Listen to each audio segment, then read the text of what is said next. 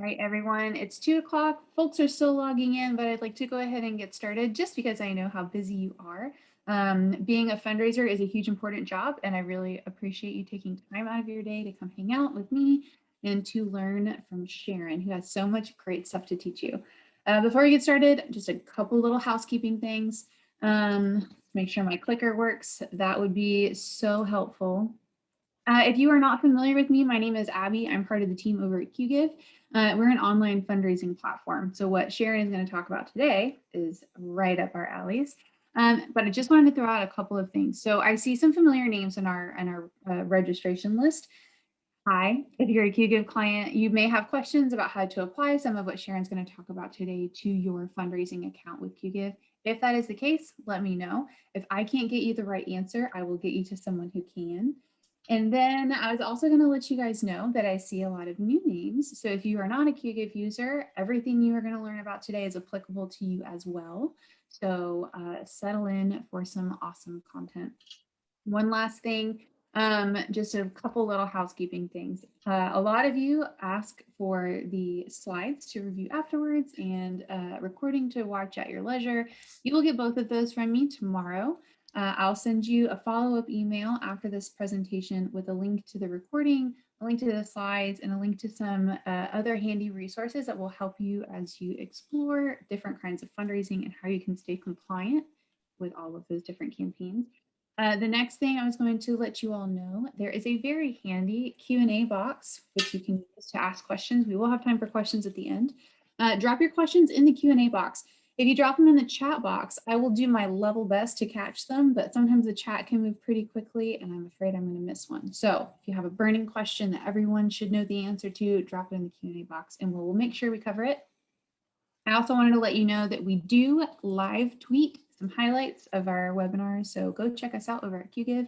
And I also dropped in the Harbor Compliance handle there. They share a ton of great content, so go check them out. All of this being said, now I'm going to turn things over to Sharon, who is going to learn us a couple of things about how to stay in compliance while we are raising money online. That's super. Thank you. Welcome, everybody. Thanks to QGive for hosting us today while we talk about virtual fundraising, donor trust, and compliance. My name is Sharon Cody. I'm the Nonprofit Partnership Manager at Harbor Compliance. And my background is pretty well-rounded. I started off as a nonprofit board member. My training's as an attorney. I then worked as a foundation executive director, then a director of fundraising before coming to Harbor Compliance. So I like to think I have a pretty well-rounded view of fundraising and nonprofits and can share information that can be helpful to all of you, no matter what role you have in your nonprofit. Harbor Compliance is a organization that supports nonprofits by providing comprehensive compliance solutions, including nationwide fundraising, registration, and reporting. Our advanced software and expert services empower nonprofits to reach their goals. We help them register for charitable solicitation nationwide, obtain corporate income and sales tax exemptions, provide corporate lifecycle filings, registered agent services. We also help new organizations incorporate and apply for their 501c tax exemptions. Hey, And Sharon, yeah, do you have your slides up? I can't see them. oh, I do have them up. I do have my slides up. Whoops. Let's see. I'm not so sure why. If you hit the screen share button, that green button at the bottom of Yep. the Zoom window, it should pop up. Let's see. Let me see if I can. I thought I had that. Yep.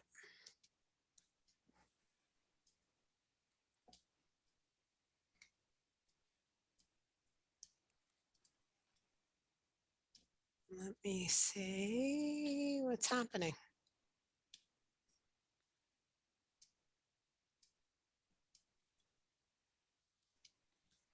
Okay. share. Here we Okay. go. Yep. Perfect. Perfect. There you go. Okay. Now we'll come right to where we were. So since 2012, our service and software have helped over 25,000 organizations in every state and more than 24 countries apply for and maintain their compliance. On the screen, you're going to see a few of the nonprofits that we are honored to help keep compliant. Um, Up here, you'll see my contact information. That will appear also on the final slide. And I urge everybody to make a note of my phone number and my email. And please, if you have questions that we don't get to today, or if, as often happens to me, I think of a question after the presentation, you can reach out to me and I'll work hard to get you an answer to your question. Okay, let's talk about what we're going to cover today. So today we're going to discuss state fundraising registration obligations and reporting obligations when fundraising online, an area that can be complex for nonprofits to understand and to manage. We're going to review what compliance looks like from state to state and what specific activities, including virtual events, text to give, peer-to-peer campaigns, giving days, what all take a look at all those virtual fundraising events and how they do or do not trigger registration and reporting obligations. We'll move on to discuss the value of fundraising compliance and why it should be a priority for organizations, how it can build donor trust. We'll talk about the registration process and the cost of registering to fundraise in a state. And uh, we're going to end by talking about how you can manage and simplify the registration and reporting process for your organization moving forward, and what steps your organization will need to incorporate to make sure that you maintain your compliance. The ultimate goal is to provide you with the information you need to go back to your organization, take a look at your fundraising activities, the states where you're fundraising, and come up with a plan to examine your own compliance, find out if there's any gaps in compliance, and fill those gaps in compliance, and then come up with a plan to stay compliant moving forward. The presentation is going to be about 45 minutes, and it's going to be followed by a question and answer period. Okay, so let's start by reviewing a few terms to make sure we're all using shared language. At its simplest, compliance just means respect for and adherence to the law. Fundraising compliance, therefore, is respect for and adherence to rules governing uh, fundraising. States rules generally refer to fundraising as charitable solicitation. Charitable solicitation is fundraising. It is the act of asking for funds for a charitable purpose. And now, while the IRS is the regulator of nonprofit status here in the US, it is the individual states in the US that are the regulators of fundraising. 40 states and the District of Columbia have charitable solicitation registration requirements. These states, with one exemption, require charities to register with them before they begin soliciting within their borders. Why? To protect the generous public and to protect legitimate charitable organizations. And finally, to protect the reputation and the special status of the nonprofit sector. Because these state laws were written with these goals in mind, charitable solicitation rules are focused on regulating the solicitation of donations. So it's the solicitation that is regulated, not the receipt of donations. So these rules regulate the asking, regardless of whether or not a gift is received in response. Okay, that's one of the first things I want you to recognize moving forward, that it's the act of asking that's regulated by states, with the exception of California, and that Those regulations apply whether or not you get a gift in response. Okay? All right. So, do charitable solicitation regulations apply to your organizations, and in what states must you register? The chances are that if you're a nonprofit that is actively fundraising, particularly online, you are going to face state registration and reporting requirements in multiple states. Why? Because registration requirements are based on the act of asking, the act of soliciting, whether or not donations are received. What is solicitation? Solicitation is the act of asking for donations, regardless of the method used to ask. Okay, that's our second key point. Doesn't matter how you're asking for donations for your charitable cause, it is fundraising. Whether it is common, traditional forms of fundraising, such as direct mail, a donor lunch, a phone call, a face-to-face ask, or more modern methods. Nowadays, most charities fundraise online, particularly since the pandemic, and that's a wonderful thing. It has pushed nonprofits to the edge of their comfort zone to try new and innovative things. And I think many of the nonprofits that I've talked to, and I think that Abby's talked to as well, have met with great success with their online fundraising. It's really broadened their circle of supporters. Um, Nowadays, most nonprofits accept donations on a um, using a donate now button or on a donation page of their website. Nonprofits commonly make solicitations by email, often asking for donations in email newsletters that they send to their supporters. Social media is another common form of online solicitation. Text to give and text to donate are methods of online solicitation. Just additional ones include virtual events, giving days, and peer-to-peer campaigns.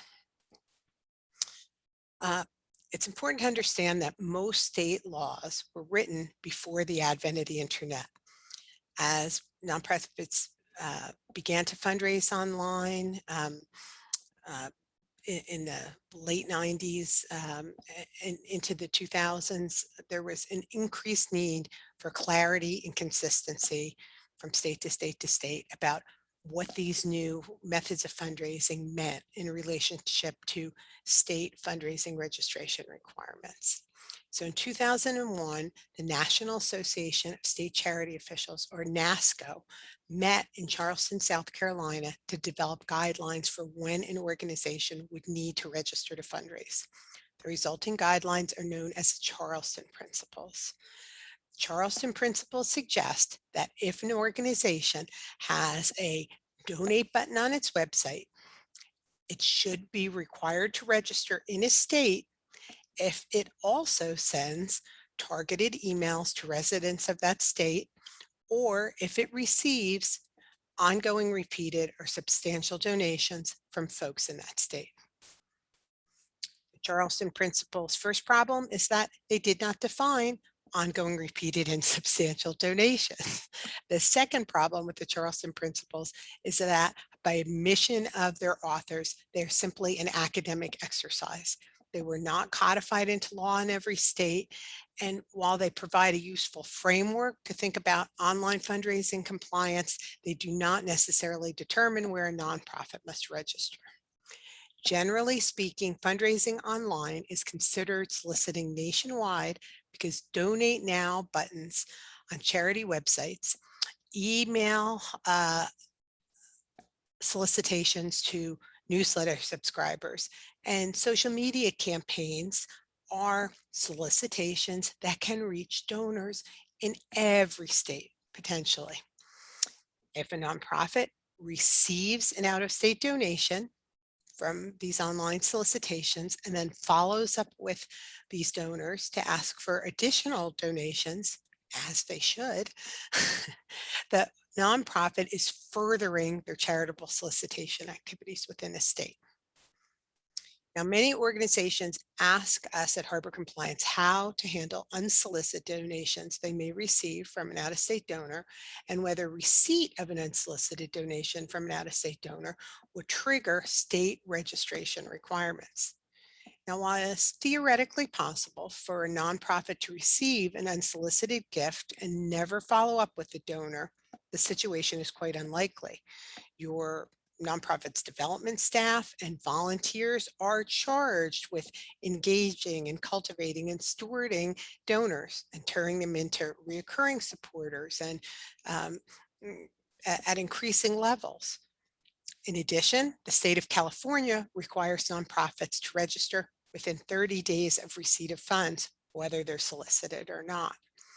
So it is very difficult for organizations to evade state registration requirements when they receive out-of-state gifts, even if they're unsolicited.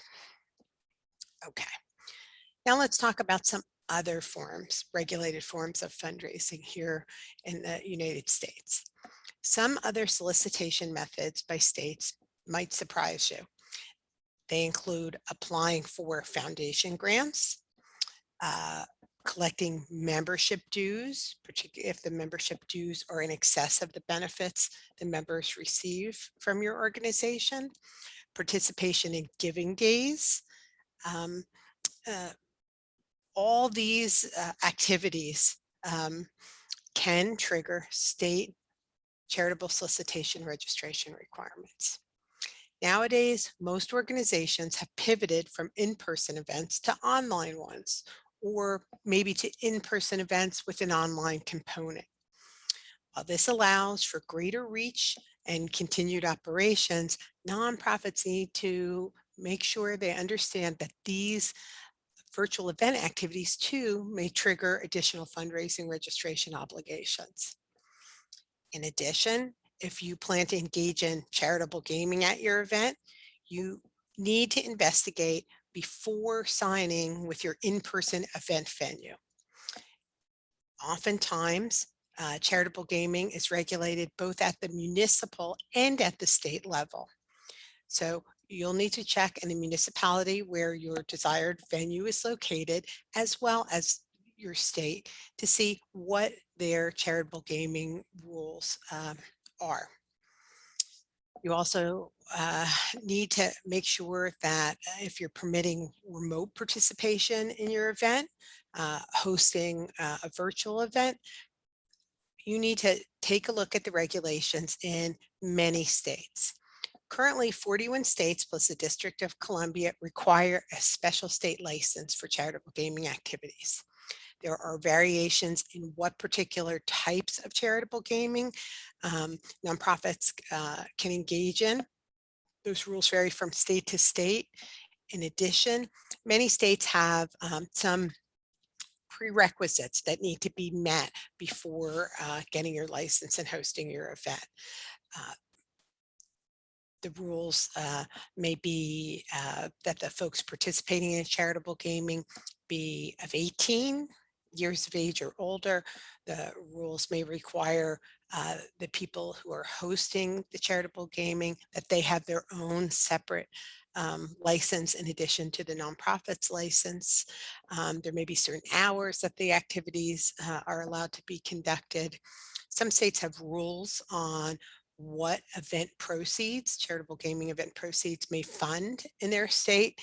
And some states have post-event reporting requirements on how much money was raised during the event and where that money was directed to within your organization.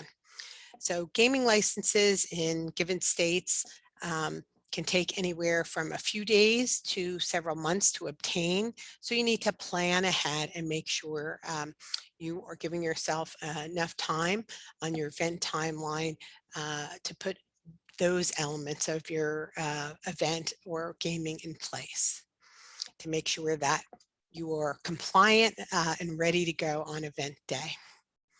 Okay. Using professional fundraisers, fundraising counsel, professional solicitors, And partnering in cause marketing, commercial co-ventures with a corporate partner also trigger fundraising registration and reporting requirements in some states. In most states, fundraising professionals must register and renew their registration annually, file contracts that um, they engage in with clients, and then report to the state on a regular basis. If you've hired a fundraising professional to help you with an event or with a capital campaign, say, or other large fundraising initiative, be aware that that professional fundraiser is going to need to register a report in multiple states and potentially file the contract they signed with you in those states. When they do so, it will alert state activities that you are engaged in a major fundraising initiative within their state. And often, state officials will look to see if you, the nonprofit who was the signer of this contract with a professional fundraiser, is appropriately registered in a state. Okay? The same thing is true with cause marketing commercial co-venture partners. Many nonprofits, most nonprofits even, fundraise using multiple methods, most of which we've talked about today. Many organizations solicit in more than one state using a combination of these fundraising methods. To know where your particular nonprofit is required to register, you need to closely examine your current and planned fundraising activities in each of the 41 states, 40 states in DC, that have charitable solicitation, registration, and reporting requirements. If you are asking people for funds in any of these states, regardless of whether or not you get a donation in response, you may need to register there. Okay, this map shows the states here in the US that require charitable solicitation registration. The states in dark blue and orange require charities to register to solicit. The difference is the states in dark blue require charities to register to solicit, and the states in orange require charities to register to solicit and also require charities to include disclosure statements in solicitations and on donor correspondence. Those two states in light blue do not require charitable solicitation registration, but do have disclosure statement requirements. We're going to take a look at disclosure requirements a little later in the presentation. First, we're going to take a look at charitable solicitation registration.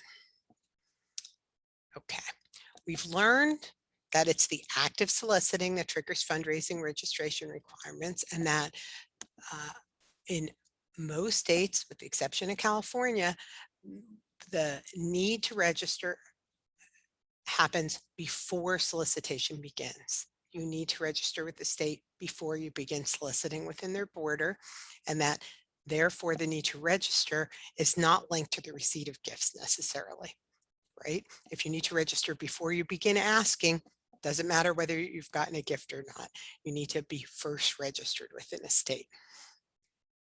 To understand really where you are soliciting, you need to understand another key point, and that is, in the eyes of the state, solicitation occurs where the donor receives your ask.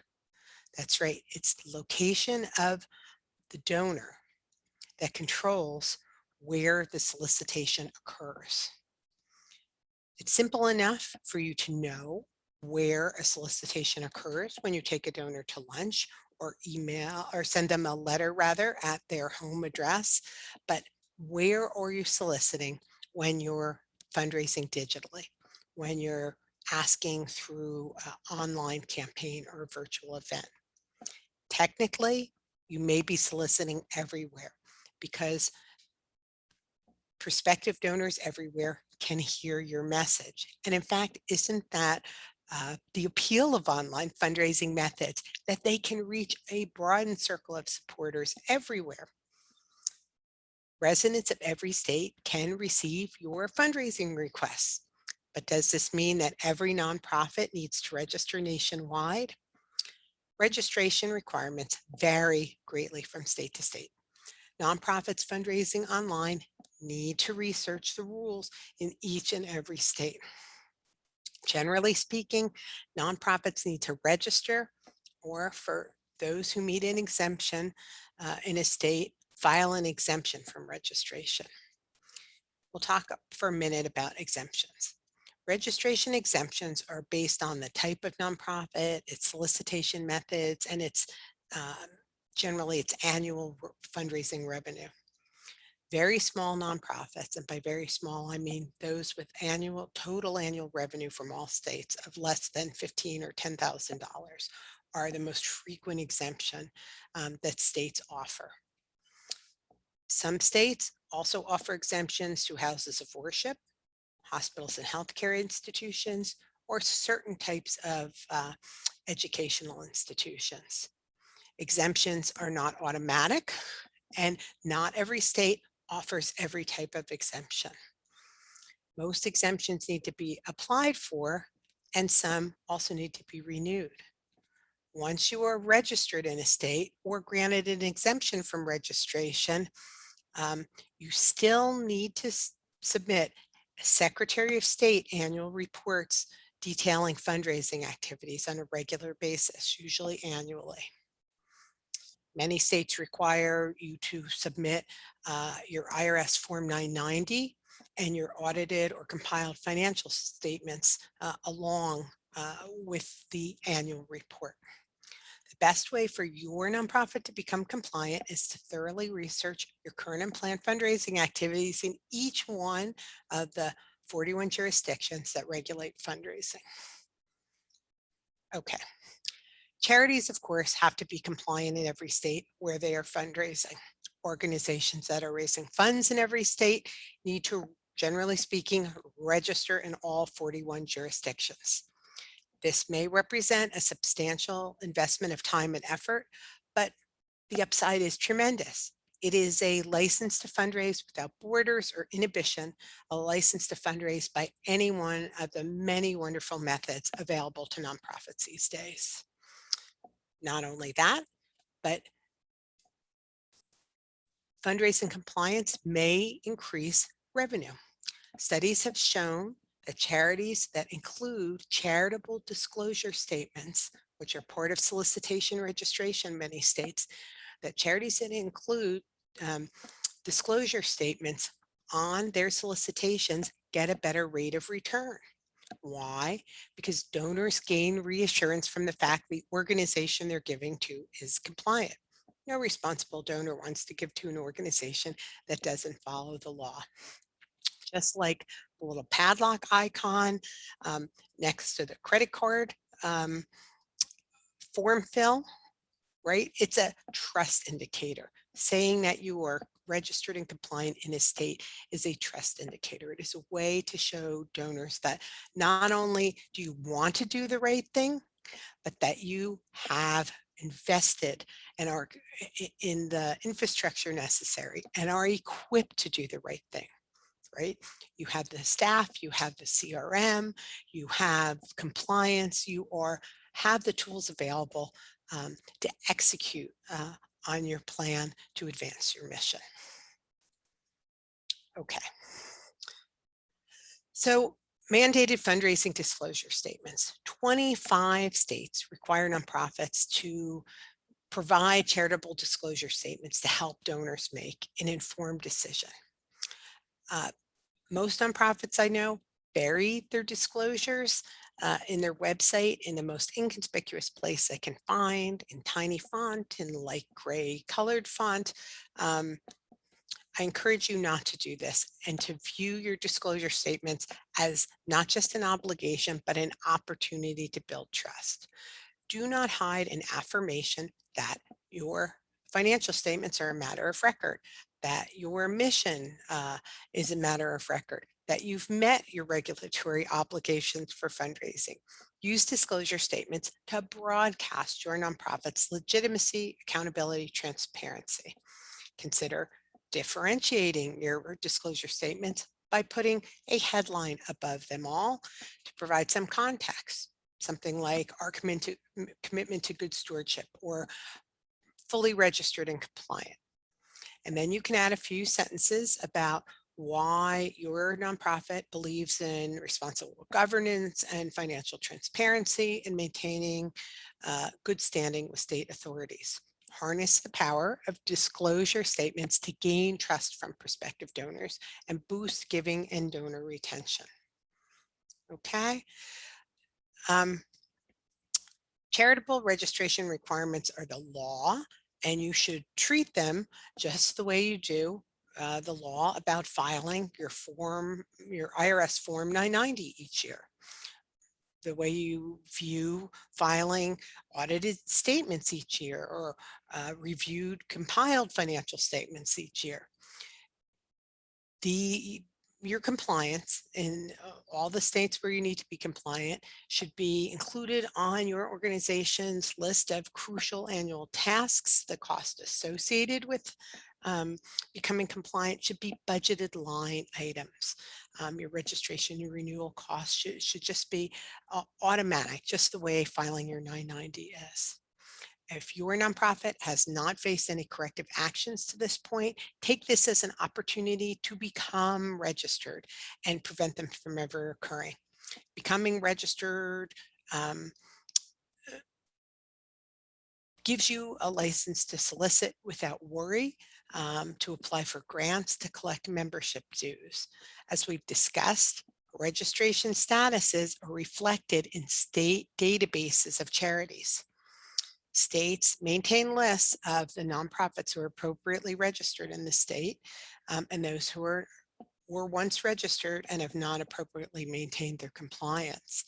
Your corporate partners, your community partners, your foundation funders, your donors can all access and do these databases at any time to research you. 92% of state regulators also indicated that they regularly conduct internet research on nonprofits. More sophisticated donors and state regulators are researching you to make sure that you are who you say you are and that you are equipped to get the job done, to see that you are worthy of their trust and investment. So make sure when they go looking to see what the status of your nonprofit is, that you are listed as compliant. Okay. So communicating compliance demonstrates your legitimacy, your transparency, your accountability. It broadcasts your commitment to best practices. It distinguishes your organization in a crowded playing field. It facilitates new partnership, it builds trust and loyalty, and it can increase revenue and impact. Embracing fundraising compliance as a badge of honor can strengthen your organization and distinguish yourself. I would encourage you all to make this investment in your organizational infrastructure, in your capacity to raise money anywhere. Okay, and demonstrate that you are a best practice organization with a mission worthy of support. Make compliance not just a priority, but part of your brand and story, and message it whenever you can to boost donor and supporter trust. Now, there are a couple of practical approaches for organizations that are actively fundraising online through all the methods we've discussed this afternoon. The most comprehensive way for an organization to become compliant nationwide is to register in all 41 jurisdictions regulating fundraising.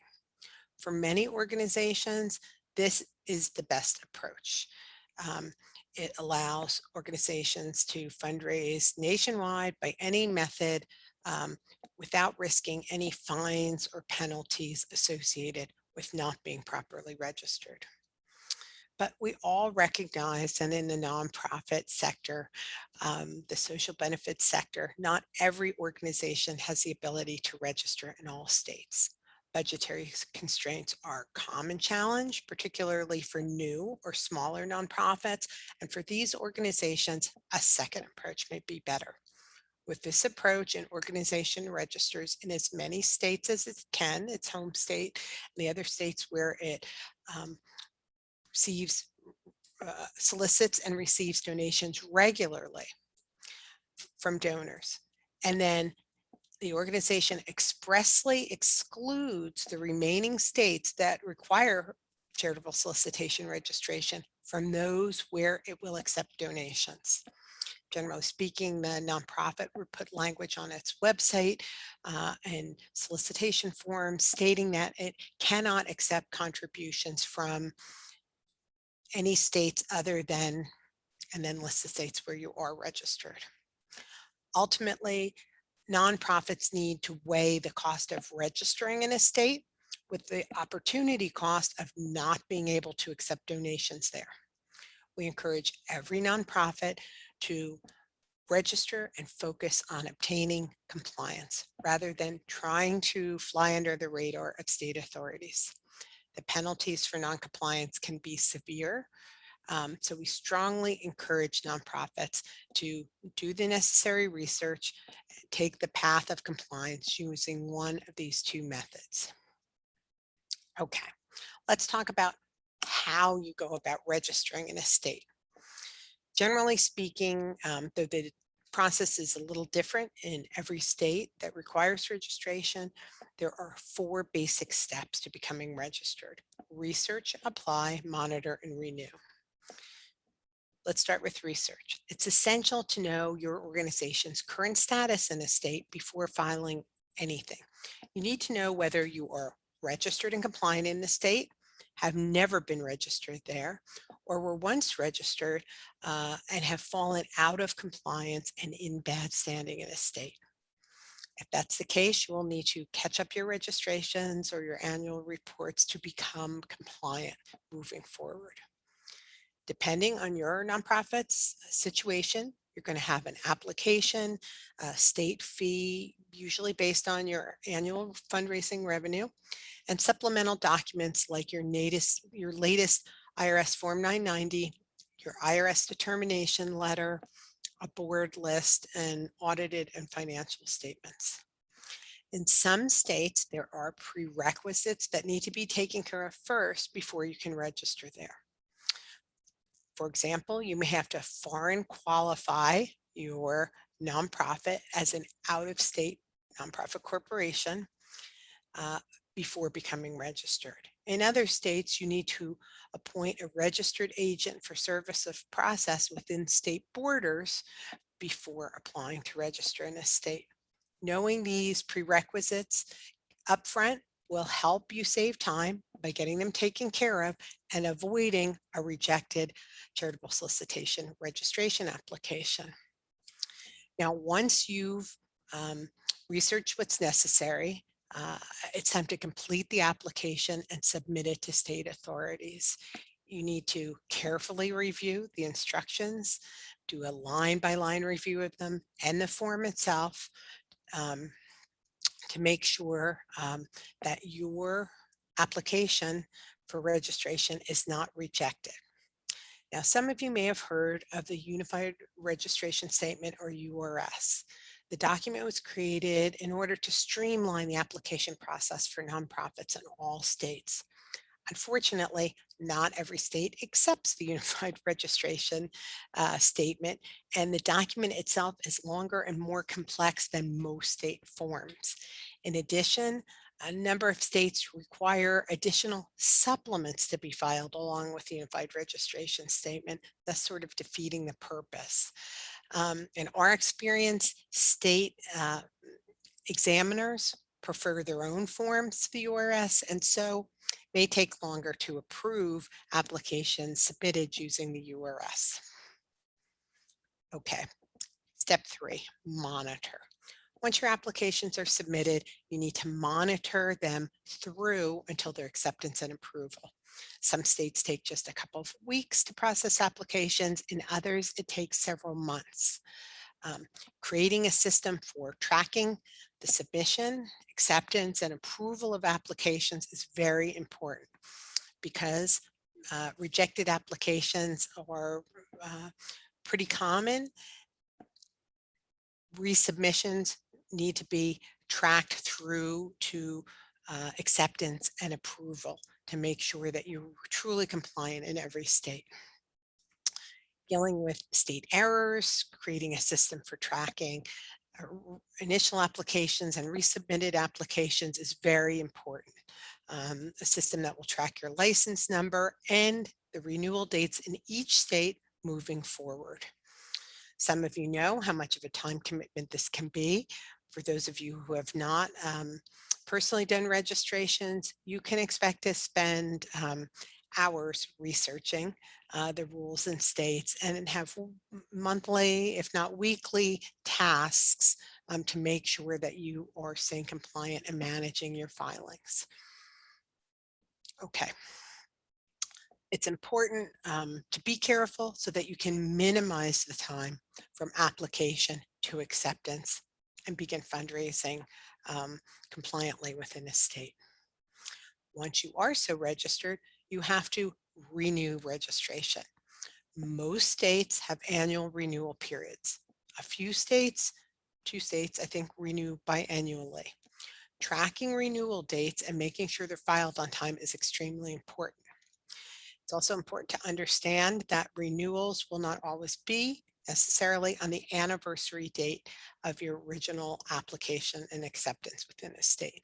They're sometimes tied to other dates, such as the fiscal year end for organizations. Each state has its own deadlines, and those are very important to track to make sure you meet your ongoing renewal obligations. When you submit your annual reports and renew those registrations, you'll need to know just what date they're all due. Okay. Just as is with initial registrations, renewals require an application, a state fee, usually based on revenue, and supporting documents again, usually your auditor compiled financial statements and your IRS Form 990.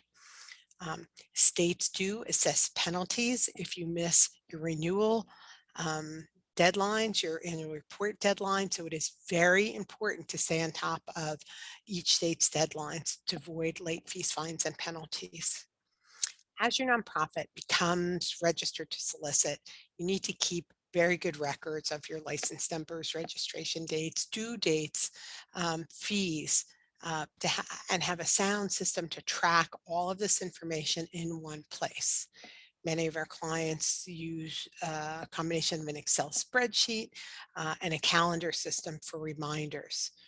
Unfortunately, those systems are not always designed to track changes in state law and extensions of time to file and modify deadlines because of the extensions. And it's important to track those things as well.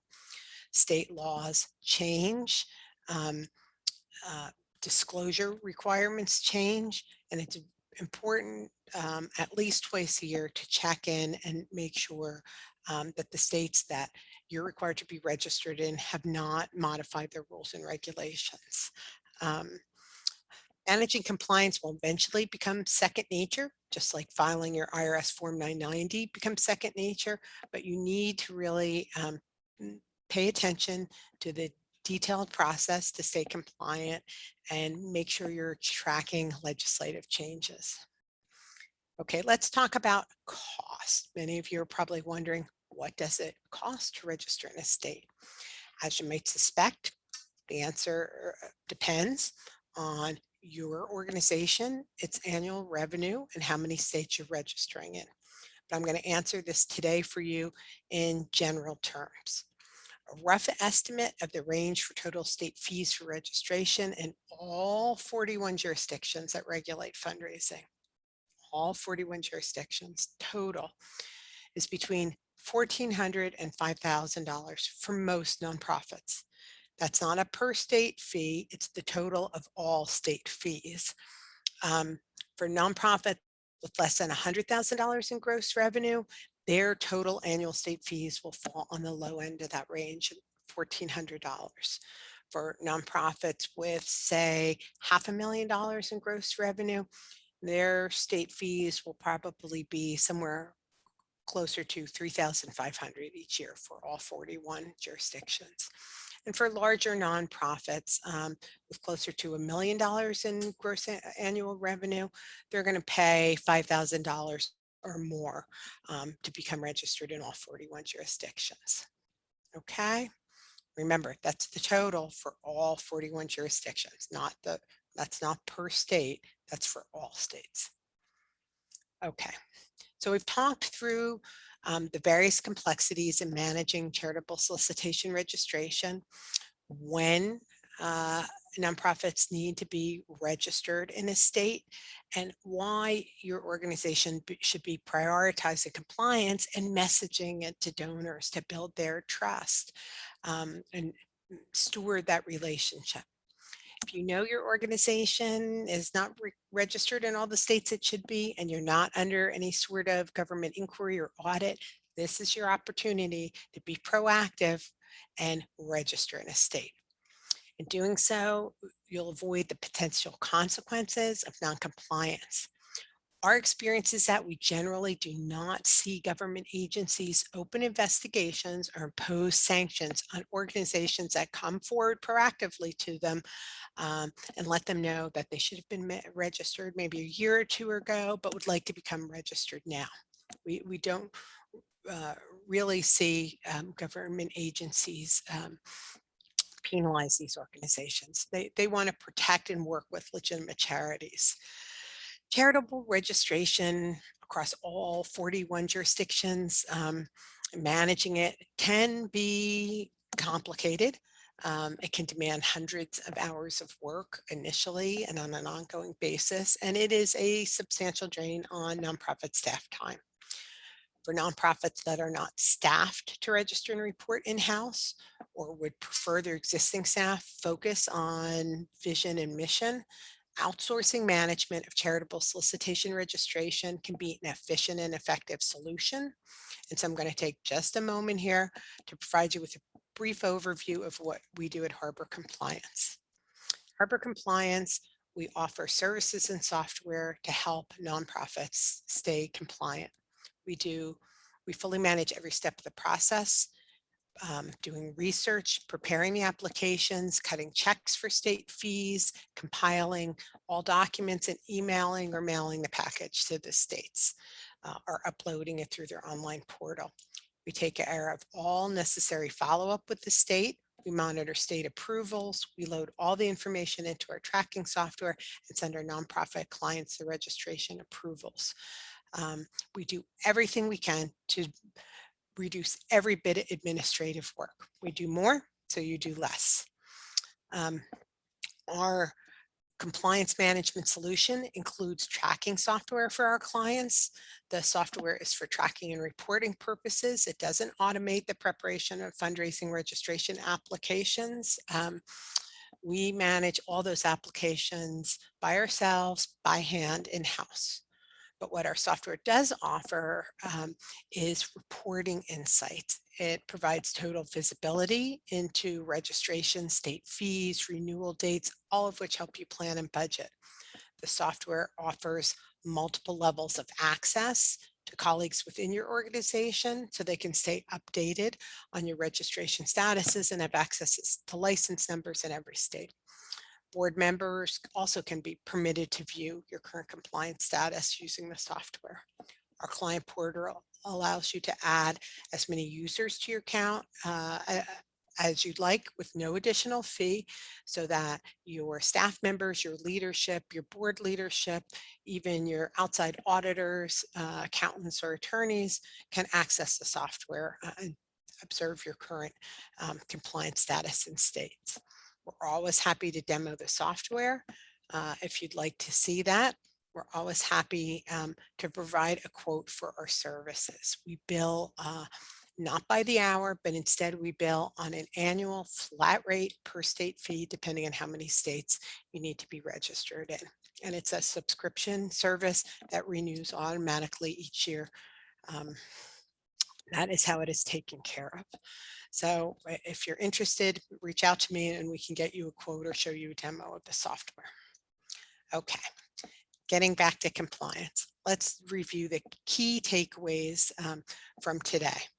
So, regulated fundraising here in the US occurs regardless of the fundraising method used, occurs regardless of whether or not a gift is received in response to the ask from the donor, and occurs at the location where the prospective donor receives the solicitation. If you remember nothing else, remember those three things. It's fundraising, no matter what method. It's regulated fundraising, regardless of whether or not you get a gift in response to the ask. And it is regulated fundraising that occurs where your prospective donor is located.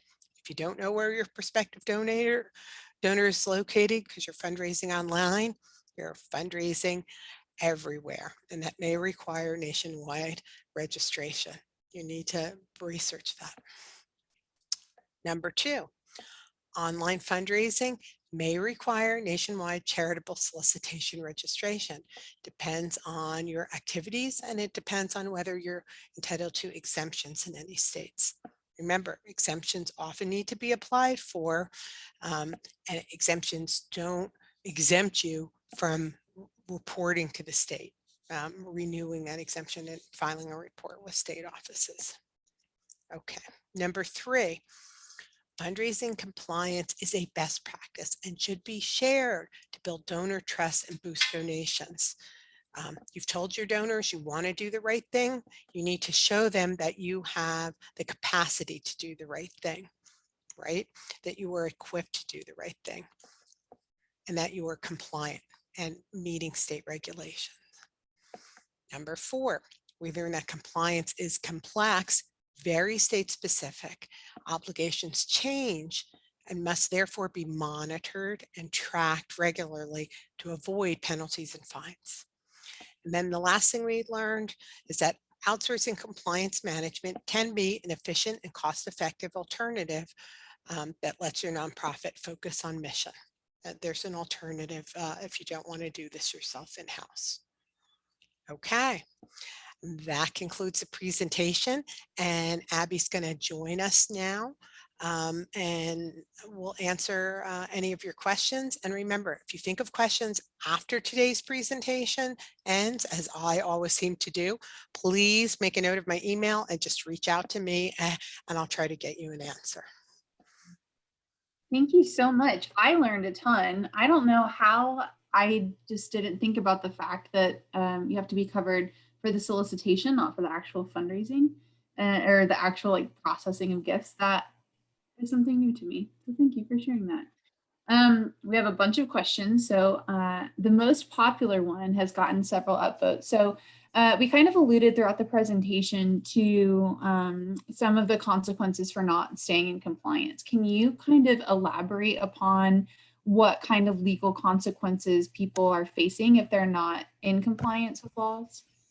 I think the fines can be thousands of dollars per state in some states.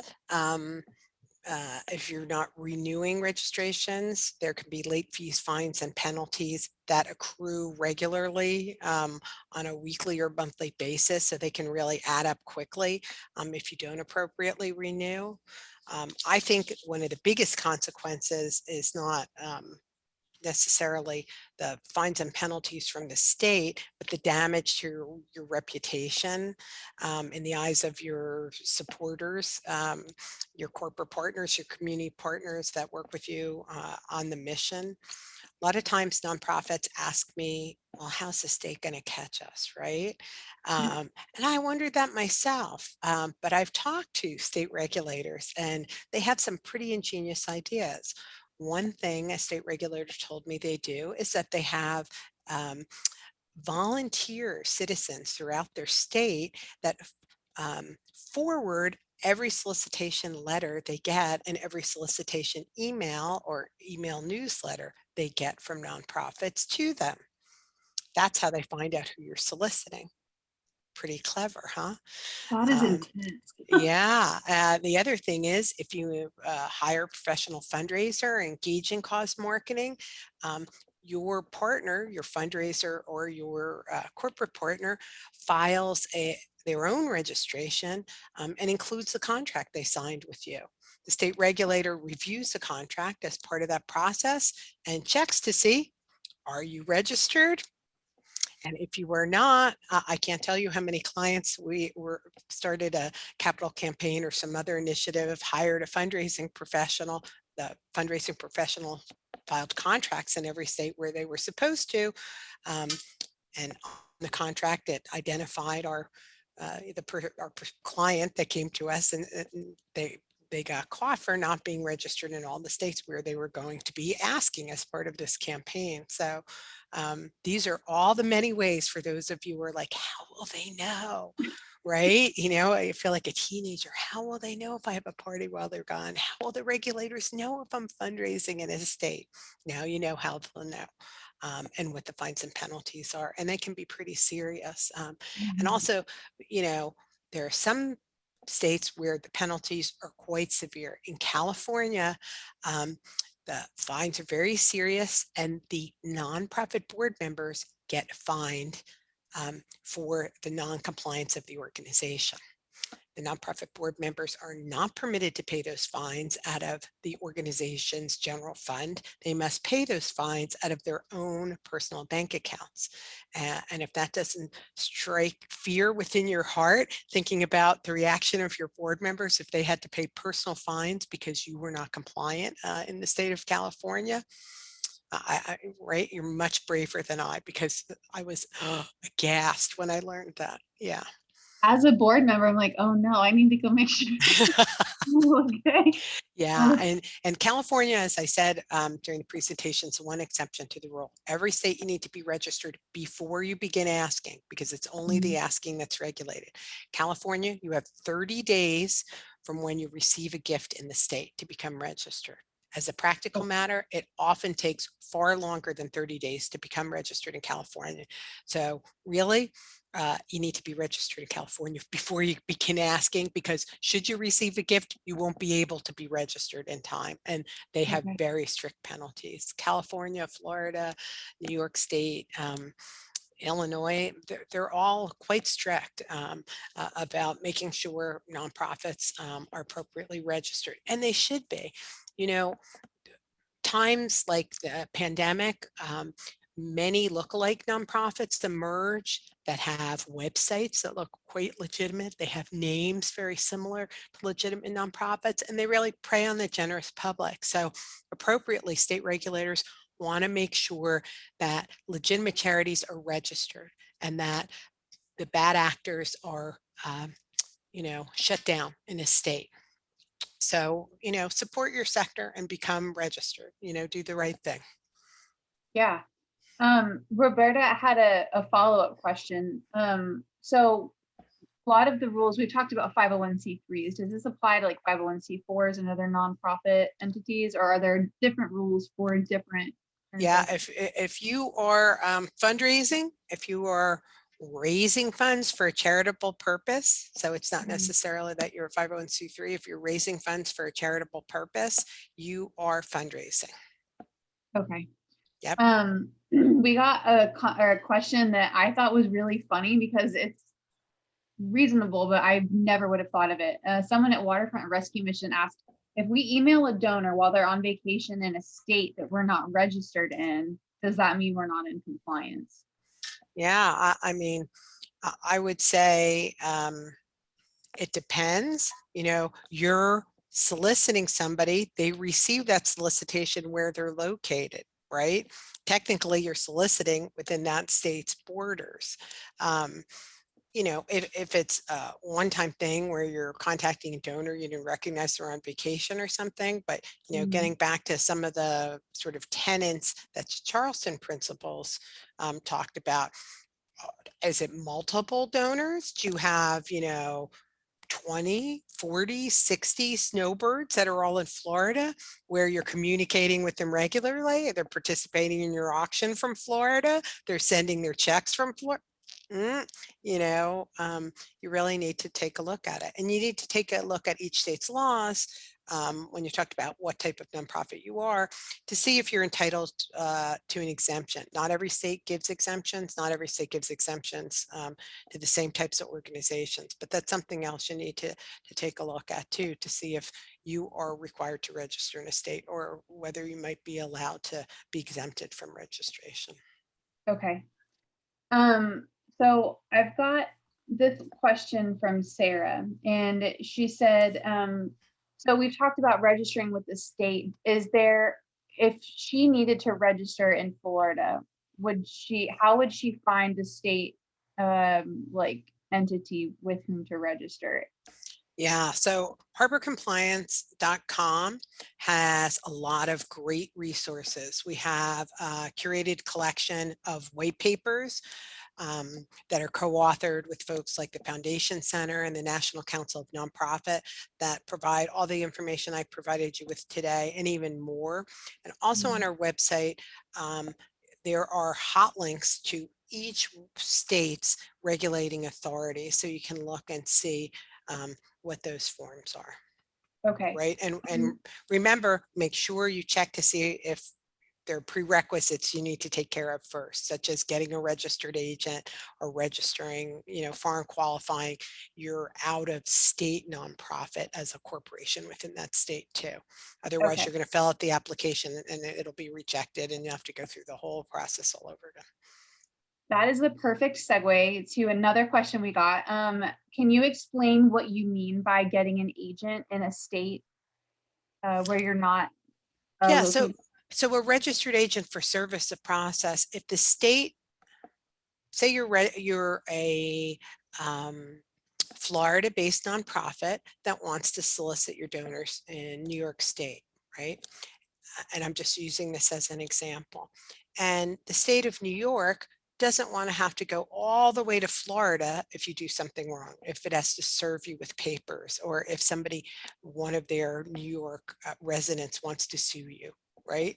They don't want to have to go to that trouble. So what they require you to do is have an address and a person, a physical location within the state borders where they can serve you with documents um, and other state notices that's within their state's border. So it is a physical location within the state where somebody's there all the time to accept notices and government documents and lawsuits on your behalf for that particular state.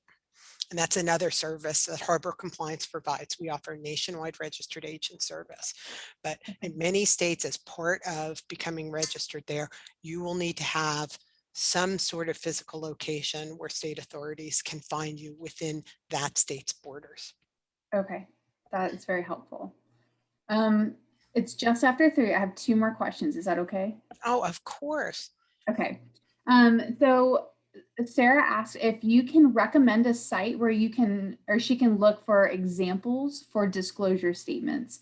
Is there anywhere that has like templates or even just someone you think is doing a really good job with their disclosure statement Yeah. that she could take a look at? Disclosure statements are really a pain. Every state has different language. They require different size font, maybe all in caps, maybe in bold, maybe 12 point, maybe 11 point.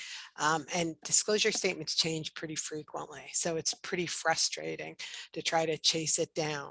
Um, you really need to research state by state by state, and you need to make sure you research maybe twice a year to see if the language changes. We do offer service. It's part of our software where you can basically slide over the states where you're fundraising Mhm. and it will create this great, wonderful one page that meets all the requirements in all the states where you're fundraising, and you can link it to your, uh, link to it on your own donation page if you're interested. Otherwise, you're going to have to really just go state by state by state once you do the research to determine what state you need to register in. Okay. And then I think this is a great question to end on.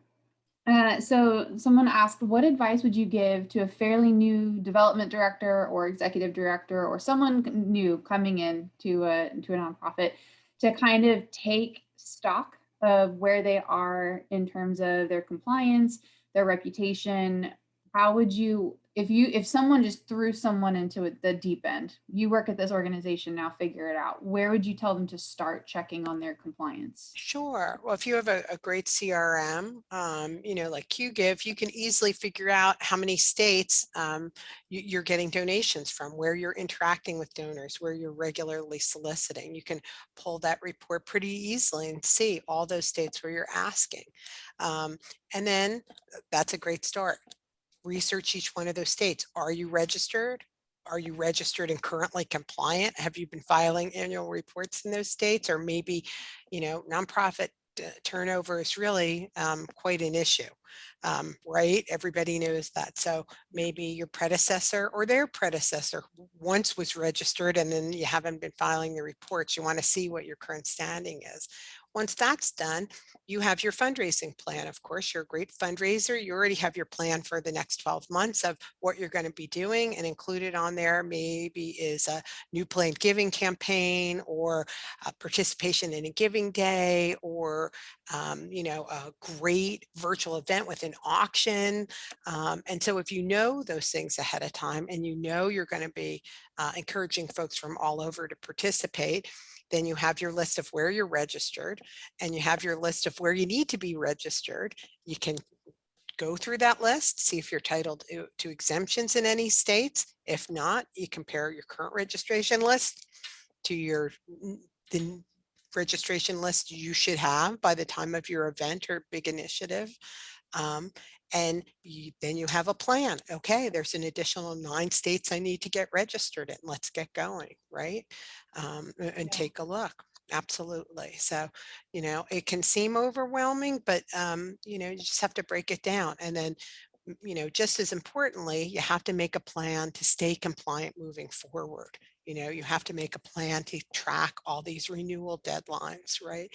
But I would say, we talk about building capacity a lot in the nonprofit sector, how to build organizational capacity. And I would say, you know, going to a donor or community foundation to get a capacity building grant, you should think of becoming compliant so you can ask folks in every state for donation as capacity building. I would really, in every state where you want to be registered but aren't yet, so that you can really actively pursue supporters in that state and fundraise there.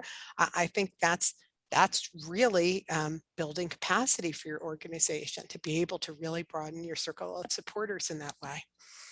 So Yeah. I think if you think about it that way, and talk to your board, your audit finance committee, your community foundation, your other supporters about building your capacity to get you where you need to be to engage in these great, exciting fundraising initiatives. I mean, it's such an exciting time to be a nonprofit because you can get amazing supporters from all over. If only you have, right, a CRM and compliance. So that's why Abby and I are here. That's true. That's great advice. Um, yeah, I love that. And this is bringing up so many things that I've seen from other nonprofits during the pandemic. We noticed that a nonprofit that we were talking to just got a check from someone in California because someone had shared an event or something on social media and then got a donor in California without really working toward it. So they had that kind of national reach, even though they weren't necessarily soliciting nationally. So now that person's in their CRM and they're going to be getting emails and newsletters and appeals and gotta be registered there now. Well, thank you so much for sharing this information. I know I learned a ton. Everyone else, I hope you did as well. Sharon, thank you for sharing this expertise with us. It's such a big topic, and you did a great job of explaining it and making it accessible, which is really hard. Thank you so much for putting that together. Everyone, keep an eye on your email. I'm going to send you a follow-up email. It'll contain a link to this session recording. It'll contain your slides. I'll make sure to link to some resources that Harbor Compliance has on their website, and I'll send you some stuff from QGIve as well. So everyone, I hope you have a wonderful week. Happy Tuesday. I hope you enjoy the rest of your afternoon, and I will talk to you all very soon. Have a good one.